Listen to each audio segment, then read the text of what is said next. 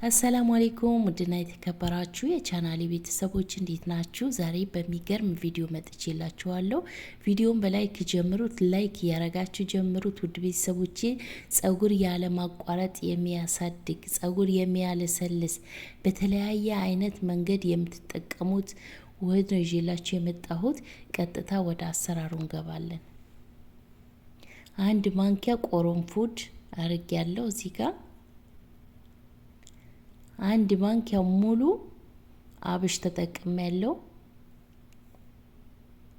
ሁለቱን ግብአቶቹ አንድ ላይ በዚህ መልኩ በሙቀጫ ወቅጠዋለሁ። እናንተ በመፍጫ መፍጨት ትችላላችሁ። ምርጥ የጸጉር ማለስለሻ ማሳደጊያ ጸጉር ያለ ማቋረጥ የሚያሳድግ ውህድ ነው የዛሬ ቪዲዮዬ።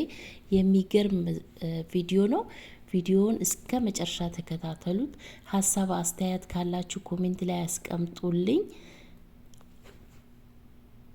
በዚህ መልኩ በደንብ አድርጌ እወቅጠዋለሁ።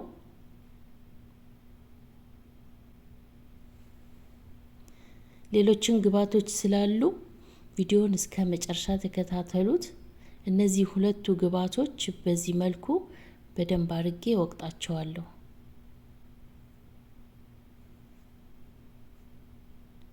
አብሽና ቆሮንፉድ ነው የተጠቀምኩት።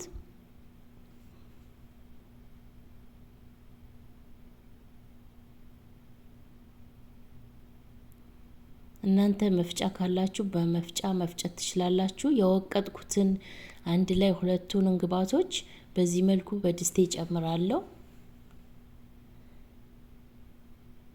በቀጣይ የስጋ መጥበሻ እጨምራለሁ። ሮዝሜሪ ፍሬሹ ካላችሁ ፍሬሹ መጠቀም ትችላላችሁ። ፍሬሹ ከሌላችሁ የደረቀውን መጠቀም ትችላላችሁ።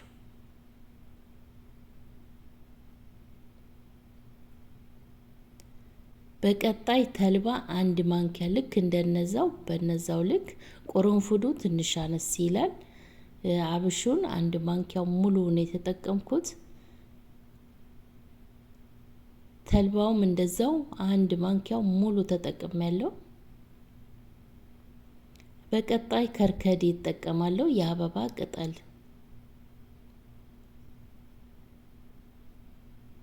በነገራችን ላይ የአበባ ቅጠል መጠጣትም ትችላላችሁ። አፍልታችሁ ልክ እንደ ሻይ ለደም ማነስ ለብዙ ነገሮች ጥቅም አለው። አፍልታችሁ መጠጣት ትችላላችሁ።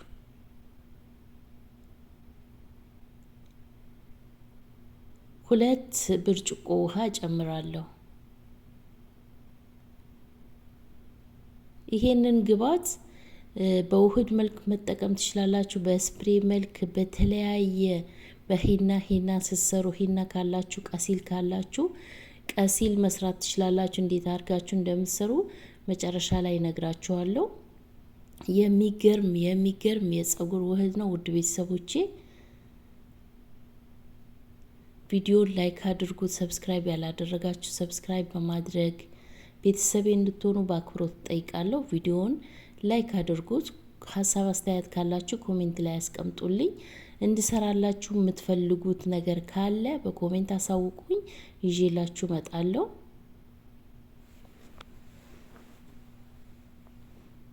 በዚህ መልኩ በእሳት ለ10 ደቂቃ አፈላቸዋለሁ አንድ ላይ። እንደሚታወቀው አብሽ ብዙ ጥቅሞች አሉ። ጸጉር ያለሰልሳል፣ ጸጉር ያፋፋል፣ ጸጉር እንዳይሰባበርና እንዳይነቃቀል ያደርጋል። ተልባም እንደዛው፣ ሮዝሜሪም እንደዛው የሚገርሙ ውህዶች ናቸው። ውድ ቤተሰቦቼ ሰርታችሁ ተጠቀሙ። እነዚህ ግብአቶች በቤታችን ውስጥ የማይጠፉ ናቸው። የስጋ መጥበሻውን ፍሬሹ ከሌላችሁ ደረቁ መጠቀም ትችላላችሁ። በዚህ መልኩ ለ10 ደቂቃ አፍልቼ አሁን አጠለዋለሁ።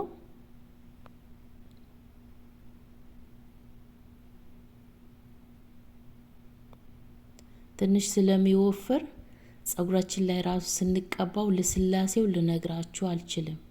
እንደነገርኳችሁ በተለያየ አይነት መንገድ እንድትሰሩት እነግራችኋለሁ፣ ሰርታችሁ እንድትጠቀሙት። በደንብ አድርጌ አጠለዋለሁ በዚህ መልኩ።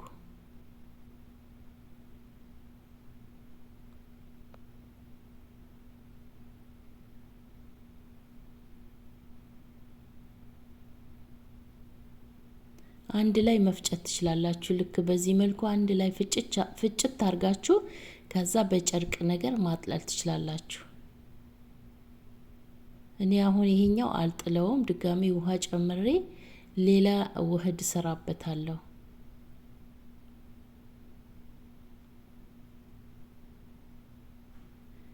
አያችሁት? ዋው! እንደ ሻምፖ መጠቀም ትችላላችሁ። እዚህ ላይ ጸጉራችሁ ስትታጠቡ ህፃናት ካላችሁ ለራሳችሁም፣ ለወንዶችም፣ ለሴቶችም ለማንም ሰው ይሆናል። እዚህ ጋር ሻምፖ ጨምራችሁ መጨረሻ ላይ ጸጉራችሁ እንዳይጎዳ ሻምፖ እንዳይጎዳባችሁ ትንሽዬ ሻምፖ ጨምራችሁ መታጠብ ትችላላችሁ። እንዲሁም ይሄንን ውህድ በድጋሚ የበቆሎ ዱቄት ወይም ነሻ ጨምራችሁ በውህድ መልክ አድርጋችሁ ወፍራም አድርጋችሁ መቀባት ትችላላችሁ፣ ሰርታችሁ ማለት ነው። ልክ እንደዚሁ ሰርታችሁ ሂናና ቀሲል እዚህ ላይ ልክ እንደዚህ ካጠለላችሁት በኋላ ሂናና ቀሲል እየጨመራችሁ መቀባት ትችላላችሁ። አንድ ላይ ቀላቅላችሁት እርጎ ጨምራችሁ እንቁላል ጨምራችሁ ሂና የምትጠቀሙ ካላችሁ እንቁላልና እርጎ ጨምራችሁ መጠቀም ትችላላችሁ። በብዙ አይነት መንገድ መጠቀም እንችላለን። አያችሁት? ይህንን ይመስላል። ለመቀባት እንዲመቸኝ በዚህ በእቃውን ጨምረዋለሁ። እዩት ውፍረቱን፣ በጣም ወፍራም ነው። ጸጉራችሁን ይህንን ስርስሩን ከስር ጀምራችሁ እስከ ጫፍ ድረስ እየተቀባችሁ በማበጠሪያችሁ እያበጠራችሁ እንዴት አድርጎ እንደሚያለሰልስ ጸጉራችሁ ልነግራችሁ አልችልም።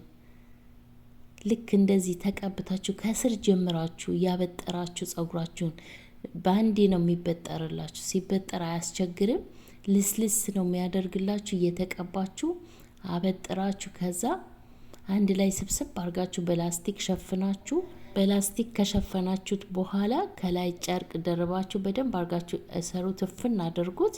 ከዛ 2 ሰዓት ወይም 1 ሰዓት አቆይታችሁ መታጠብ ትችላላችሁ። ይህንን ውህድ ለህፃናት፣ ለአዋቂ፣ ለወንዶች ለሁሉም ይሆናል። ተጠቀሙት፣ ትወዱታላችሁ። ሀሳብ አስተያየት ካላችሁ ኮሜንት ላይ አስቀምጡልኝ። ዘይት መጨመር ትችላላችሁ።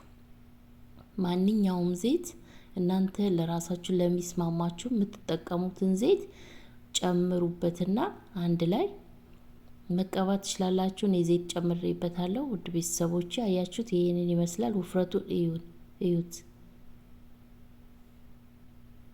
ጸጉር እንዴት አባቱ እንደሚያለሰልስ ልነግራችሁ አልችልም። የዛሬ ቪዲዮ ይሄንን ይመስል ነበረ። ስለተከታተላችሁኝ አመሰግናለሁ።